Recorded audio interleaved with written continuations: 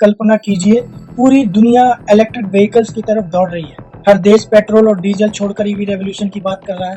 Tesla, BYD, Tata Motors, Mahindra, Hyundai, Mercedes, BMW, हर बड़ी automobile company भविष्य को इलेक्ट्रिक बनाने में जुटी हुई है।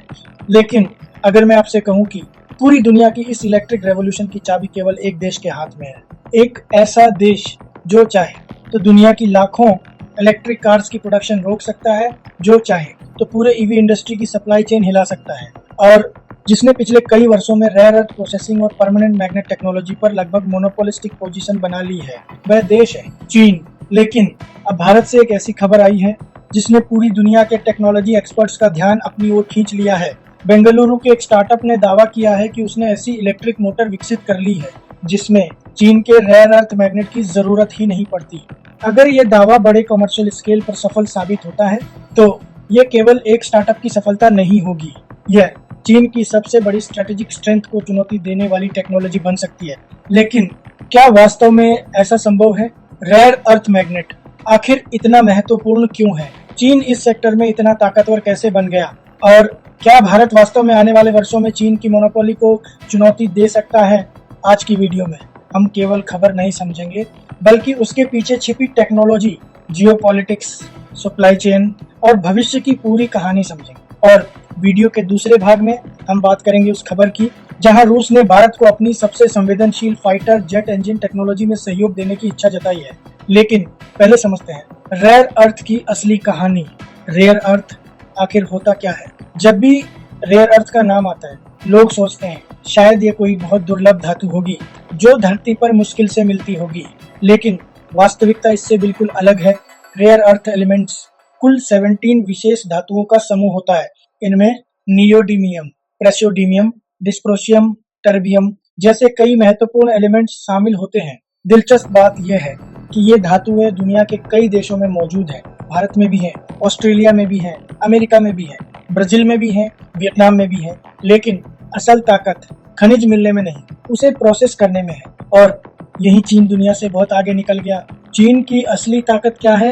अगर आज दुनिया में किसी एक देश ने माइनिंग से लेकर processing, refining, chemical separation, permanent magnet manufacturing और ग्लोबल सप्लाई चेन तक पूरी वैल्यू चेन पर नियंत्रण बनाया है तो वो चीन है। इंटरनेशनल एनर्जी एजेंसी के अनुसार रेयर अर्थ प्रोसेसिंग का अधिकांश हिस्सा चीन में होता है और परमानेंट मैग्नेट्स के निर्माण में भी चीन का दबदबा बना हुआ है। यानी अगर किसी देश के पास रेयर अर्थ माइन मौजूद भी हो तो भी अंतिम प्रोडक्ट बनाने के लिए उसे अक्सर चीन की प्रोसेसिंग टेक्नोलॉजी, फैक्ट्रीज या सप्लाई चेन की जरूरत पड़ सकती है। यही वजह है कि पूरी दुनिया चीन पर निर्भर बनी हुई है। परमानेंट मैग्नेट इतना महत्वपूर्ण क्यों है? अब सवाल आता है, आखिर परमानेंट मैग्नेट करता क्या है? इसे आसान भाषा में समझिए। मान लीजिए आपके घर में सीलिंग फैन लगा है। फैन इसीलिए घूमता है क्योंकि उसके अंदर मैग्नेटिक फील्ड बनती है। इलेक्ट्रिक व्हीकल मोटर भी लगभग इसी सिद्धांत पर काम करती है, लेकिन ईवी मोटर को बहुत ज्यादा पावर, बहुत ज्यादा एफिशिएंसी और बहुत कम एनर्जी लॉस के साथ काम करना होता है। इसीलिए वहाँ ऑर्डिनरी मैग्नेट नहीं बल्कि रेयर अर्थ परमानेंट मैग्नेट्स का उपयोग किया जाता है। यही मैग्नेट मोटर को हल्का बनाते हैं, एफिशिएंसी बढ़ाते हैं, रेंज बढ़ाते हैं, पावर बढ़ाते हैं और बैटरी की एनर्जी का बेहतर उपयोग करने में मदद करते हैं। यानी अगर परमानेंट मैग्नेट न हो तो पूरी मोटर टेक्नोलॉजी बदलनी पड़ सकती है। यही वजह है कि चीन पूरी दुनिया के लिए इतना महत्वपूर्ण बन गया। Tesla, BYD, Hyundai, MG, Tata Motors, Mahindra, Volkswagen, Toyota, लगभग हर बड़ी ऑटोमोबाइल कंपनी किसी न किसी रूप में रेयर अर्थ सप्लाई चेन से जुड़ी हुई है। अब सोचिए, अगर चीन अचानक एक्सपोर्ट रेस्ट्रिक्शंस लगा दे तो क्या होगा? फैक्ट्रीज रुक सकती हैं, प्रोडक्शन घट सकती है, ईवी की कीमतें बढ़ सकती हैं, नई गाड़ियों की डिलीवरी देर से हो सकती है। यानी सिर्फ एक देश का फैसला पूरी ग्लोबल ऑटोमोबाइल इंडस्ट्री को प्रभावित कर सकता है, और ऐसा पहले भी कई बार देखने को मिल चुका है। जब महत्वपूर्ण मिनरल्स और प्रोसेसिंग टेक्नोलॉजी पर एक्सपोर्ट कंट्रोल्स ने वैश्विक सप्लाई चेन को प्रभावित किया, यही एंट्री होती है भारत के स्टार्टअप की। बेंगलुरु की स्टार्टअप वीमैक लैब्स ने दावा किया है कि उसने ऐसी इलेक्ट्रिक मोटर विकसित की है जिसे रेयर अर्थ परमानेंट मैग्नेट की जरूरत ही नहीं पड़ती। अगर यह दावा इंडस्ट्रियल स्केल पर सफल साबित होता है तो ये टेक्नोलॉजी ईवी इंडस्ट्री की सोच बदल सकती है। लेकिन आखिर ये काम कैसे करती है, यही कहानी सबसे दिलचस्प हो जाती है। सॉफ्टवेयर ने हार्डवेयर की जगह ले ली। कल्पना कीजिए, आज से लगभग 10 इयर्स पहले स्मार्टफोन कैमरा की क्वालिटी पूरी तरह कैमरा सेंसर और लेंस पर निर्भर करती थी, लेकिन आज कंप्यूटेशनल फोटोग्राफी, आर्टिफिशियल इंटेलिजेंस और सॉफ्टवेयर प्रोसेसिंग एक साधारण कैमरा को भी प्रोफेशनल कैमरा जैसा आउटपुट देने लगे हैं। ठीक कुछ ऐसा ही कॉन्सेप्ट इस नई मोटर टेक्नोलॉजी में देखने को मिलता है।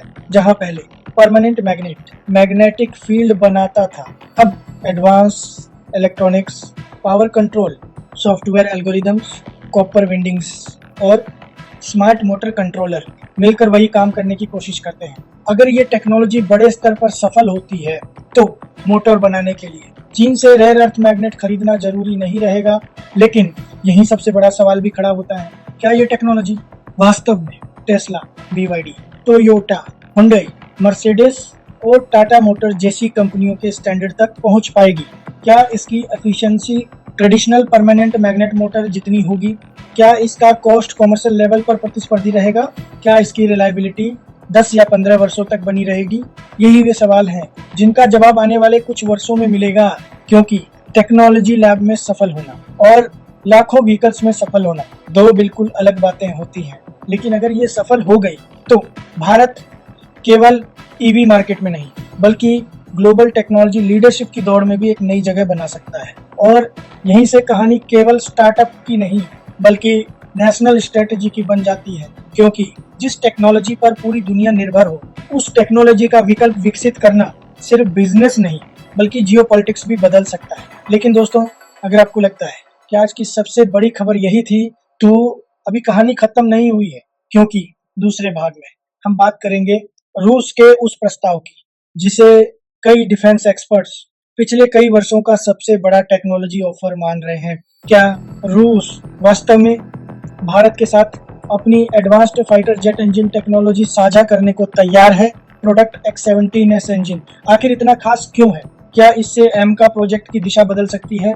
और फ्रांस, ब्रिटेन और रूस में से भारत किसे चुन सकता है? लेकिन कहानी यहीं खत्म नहीं होती। अगर आपको लगता है कि आज की सबसे बड़ी खबर केवल रेयर अर्थ मैग्नेट वाली टेक्नोलॉजी थी, तो अब सुनिए दूसरी खबर जो डिफेंस इंडस्ट्री में उससे भी ज्यादा चर्चा का विषय बनी हुई है। रूस, जिसने दशकों तक अपनी सबसे उन्नत मिलिट्री टेक्नोलॉजीज को बेहद सीमित देशों तक रखा, अब भारत के साथ ऐसी साझेदारी की बात कर रहा है जो आने वाले 10 to 15 ईयर्स तक भारतीय वायुसेना की दिशा बदल सकती है। और यहाँ बात केवल Su-57 खरीदने की नहीं हो रही, यहाँ बात उस टेक्नोलॉजी की हो रही है जिसे किसी भी 5th जनरेशन फाइटर एयरक्राफ्ट का दिल कहा जाता है, जेट इंजन टेक्नोलॉजी। दोस्तों, अगर एयरक्राफ्ट इंसान का शरीर है तो इंजन उसका दिल है। और दुनिया में सबसे कठिन इंजीनियरिंग अगर किसी चीज को माना जाता है तो वो है मॉडर्न फाइटर जेट इंजन बनाना। आखिर फाइटर जेट इंजन बनाना इतना मुश्किल क्यों है? जब हम फाइटर जेट देखते हैं तो हमारी नजर उसके आकार पर जाती है, stealth design, weapons, missiles, radar. लेकिन असल खेल इंजन के अंदर होता है।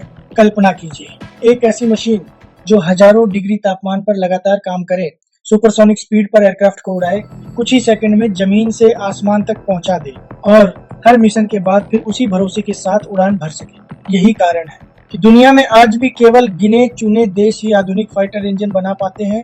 अमेरिका, रूस, ब्रिटेन, फ्रांस और चीन ने भी इस क्षेत्र में काफी प्रगति की है। भारत अभी इस यात्रा के महत्वपूर्ण पड़ाव पर है। एमका, भारत का सबसे महत्वाकांक्षी फाइटर प्रोजेक्ट। अगर आने वाले वर्षों में भारतीय वायुसेना का भविष्य किसी एक प्रोजेक्ट पर सबसे ज्यादा निर्भर माना जा रहा है तो वो है एडवांस्ड मीडियम कॉम्बैट एयरक्राफ्ट, यानी एडवांस्ड मीडियम कॉम्बैट एयरक्राफ्ट एमका।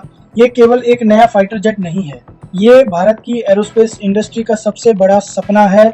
एक ऐसा स्टेल्थ एयरक्राफ्ट जो भविष्य में air superiority, deep strike, electronic warfare, network centric combat और एडवांस सेंसर जैसी क्षमताओं के साथ भारतीय वायुसेना की रीढ़ बन सकता है। लेकिन हर सपना इंजन के बिना अधूरा है। इंजन टेक्नोलॉजी सबसे बड़ी चुनौती क्यों है? कई लोग सोचते हैं अगर भारत मिसाइल बना सकता है, सैटेलाइट लॉन्च कर सकता है, न्यूक्लियर सबमरीन बना सकता है, तो फाइटर इंजन क्यों नहीं? असल वजह इंजीनियरिंग कॉम्प्लेक्सिटी है। एक आधुनिक टर्बोफैन इंजन में हजारों कंपोनेंट्स होते हैं। उनमें इस्तेमाल होने वाले super alloys, single crystal blades, thermal barrier coatings, high pressure compressors, combustion chamber और प्रेसिजन मैन्युफैक्चरिंग दुनिया की सबसे उन्नत टेक्नोलॉजीज में गिने जाते हैं। केवल डिजाइन बना लेना काफी नहीं होता, उसे हजारों घंटे टेस्ट करना पड़ता है, एक्सट्रीम टेम्परेचर पर जांचना पड़ता है, हाई एल्टीट्यूड, लो एल्टीट्यूड मरीन इन्वायरमेंट और लगातार कॉम्बैट कंडीशंस में साबित करना पड़ता है। इसीलिए कई देशों को फाइटर इंजन विकसित करने में डेकेड्स लग गए। रूस का प्रस्ताव आखिर है क्या? हाल के सार्वजनिक डिफेंस रिपोर्ट्स में चर्चा है कि रूस ने भारत के साथ फाइटर इंजन कोऑपरेशन को और गहरा करने की इच्छा जताई है। इन रिपोर्ट्स में AL-41F1, जिसे कई जगह प्रोडक्ट X-17S परिवार से भी जोड़ा जाता है, जैसी उन्नत इंजन टेक्नोलॉजी पर सहयोग की संभावना का उल्लेख किया गया है। साथ ही भारत में प्रोडक्शन, टेक्नोलॉजी शेयरिंग और भविष्य की परियोजनाओं पर सहयोग जैसे विकल्पों पर भी चर्चा सामने आई है। हालांकि किसी भी अंतिम समझौते की आधिकारिक घोषणा अभी नहीं हुई है, लेकिन अगर इस स्तर का सहयोग आगे बढ़ता है तो ये भारत की डिफेंस मैन्युफैक्चरिंग इकोसिस्टम के लिए एक महत्वपूर्ण कदम हो सकता है। ये इंजन इतना खास क्यों माना जाता है? बताया जाता है कि ये इंजन हाई थ्रस्ट, बेहतर fuel efficiency, improved thermal performance, digital engine control और लंबी सर्विस लाइफ जैसी खूबियों के लिए जाना जाता है। इसी तरह की टेक्नोलॉजीज मॉडर्न स्टेल्थ फाइटर्स की सबसे बड़ी जरूरत मानी जाती हैं, क्योंकि आज का युद्ध केवल स्पीड का नहीं बल्कि एंड्योरेंस, सर्वाइवेबिलिटी और मिशन रिलायबिलिटी का भी है। लेकिन भारत के सामने केवल रूसी विकल्प नहीं है। यही कहानी दिलचस्प हो जाती है। एक तरफ रूस, दूसरी तरफ फ्रांस की सफरान और तीसरी तरफ ब्रिटेन की रोल्स रॉयस, तीनों भारत के साथ इंजन कोलैबोरेशन में रुचि दिखा चुके हैं। यानी आज पहली बार दुनिया की बड़ी एरोस्पेस कंपनीज भारत के साथ साझेदारी करना चाहती हैं। क्यों? क्योंकि भारत अब केवल डिफेंस इक्विपमेंट खरीदने वाला देश नहीं रहा। भारत अब डिफेंस मैन्युफैक्चरिंग हब बनने की दिशा में आगे बढ़ रहा है। भारत के लिए सबसे बड़ा सवाल क्या होगा?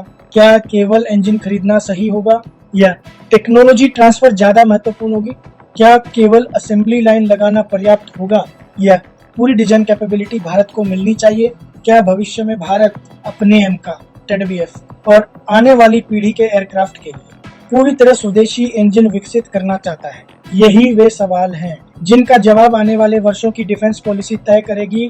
आज दुनिया भारत में इतनी रुचि क्यों दिखा रही है? इसका कारण केवल भारतीय वायुसेना नहीं है, बल्कि भारत का तेजी से बढ़ता defence budget, make in India, आत्मनिर्भर भारत, डोमेस्टिक मैन्युफैक्चरिंग और एक्सपोर्ट एम्बिशन। इन सभी ने मिलकर भारत को ग्लोबल डिफेंस इंडस्ट्री का सबसे आकर्षक पार्टनर बना दिया है। आज दुनिया जानती है कि आने वाले 20 इयर्स में भारत केवल दुनिया का सबसे बड़ा डिफेंस बायर नहीं बल्कि एक बड़ा डिफेंस एक्सपोर्टर भी बन सकता है। अब अगर दोनों खबरों को जोड़कर देखें, पहली खबर rare earth free motor technology, दूसरी खबर एडवांस्ड फाइटर इंजन कोऑपरेशन, दोनों पहली नजर में अलग दिखाई देती हैं, लेकिन इन दोनों के बीच एक बहुत बड़ा कॉमन लिंक है और वो है टेक्नोलॉजी इंडिपेंडेंस। एक तरफ भारत इलेक्ट्रिक व्हीकल इंडस्ट्री में चीन पर निर्भरता कम करने की कोशिश कर रहा है, दूसरी तरफ डिफेंस सेक्टर में एडवांस्ड मैन्युफैक्चरिंग, इंजन टेक्नोलॉजी और इंडिजिनस कैपेबिलिटी बढ़ाने की दिशा में आगे बढ़ रहा है। यानी भारत अब केवल प्रोडक्ट्स खरीदने की रणनीति से आगे निकल रहा है। भारत टेक्नोलॉजी बनाने वाले देशों की श्रेणी में शामिल होना चाहता है, लेकिन सबसे बड़ी चुनौती अभी बाकी है, टेक्नोलॉजी मिलना और टेक्नोलॉजी को पूरी तरह समझकर उससे अगली पीढ़ी की टेक्नोलॉजी विकसित करना। दो अलग अलग बातें हैं। इतिहास गवाह है, जापान, साउथ कोरिया, चीन, इन सभी देशों ने पहले टेक्नोलॉजी पार्टनरशिप की, फिर मैन्युफैक्चरिंग सीखी और अंत में अपनी इंडिजिनस टेक्नोलॉजी विकसित की। भारत भी शायद उसी दिशा में आगे बढ़ रहा है। सबसे बड़ी सीख दोस्तों, आज की दुनिया में युद्ध केवल मिसाइल से नहीं जीते जाते और इकोनॉमी केवल फैक्ट्री से नहीं चलती। जिस देश के पास टेक्नोलॉजी होती है, भविष्य उसी का होता है। रेयर अर्थ हो, सेमीकंडक्टर हो, जेट इंजन हो, आर्टिफिशियल इंटेलिजेंस हो या क्वांटम कंप्यूटिंग, आने वाले वर्षों में यही टेक्नोलॉजीज तय करेंगी कि कौन सा देश केवल मार्केट रहेगा और कौन सा देश ग्लोबल टेक्नोलॉजी लीडर बनेगा। क्लोजिंग, अब सबसे बड़ा सवाल आपके अनुसार, अगर भारत के पास मौका हो तो उसे क्या करना चाहिए? क्या rare earth free motor technology में भारी निवेश करना चाहिए? क्या रूस के साथ फाइटर इंजन पार्टनरशिप को आगे बढ़ाना चाहिए या क्या भारत को पूरी तरह इंडिजिनस टेक्नोलॉजी पर ही ध्यान देना चाहिए? अपनी राय कमेंट में जरूर लिखिए। अगर आपको ऐसी ही डिफेंस, टेक्नोलॉजी, इकोनॉमी, जियोपॉलिटिक्स और वर्ल्ड अफेयर्स की गहराई वाली वीडियोस पसंद आती हैं तो वीडियो को लाइक कीजिए, शेयर कीजिए और चैनल को सब्सक्राइब करना बिल्कुल मत भूलिए, क्योंकि यहाँ हम केवल ब्रेकिंग न्यूज़ नहीं बताते, हम उसके पीछे छिपा विज्ञान, रणनीति और भविष्य भी समझते हैं, सच्चाई के साथ, तथ्यों के साथ और गहराई के साथ। मैं हूँ रविश कुमार। अगली वीडियो में फिर होगी मुलाकात एक और ऐसी कहानी के साथ जो केवल खबर नहीं बल्कि भविष्य की दिशा भी तय कर सकती है। तब तक के लिए मैं रविश कुमार साइनिंग ऑफ। जय हिंद, जय भारत,